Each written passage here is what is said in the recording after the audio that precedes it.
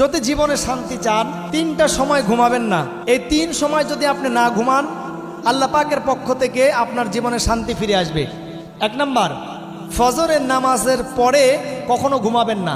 কোনো ব্যক্তি যদি ফজরের নামাজের পরে জেগে থাকে, আল্লাহ পাকের পক্ষ থেকে ওই ব্যক্তির উপরে নূর এবং রিজিক বৃদ্ধি করে দেওয়া হয়।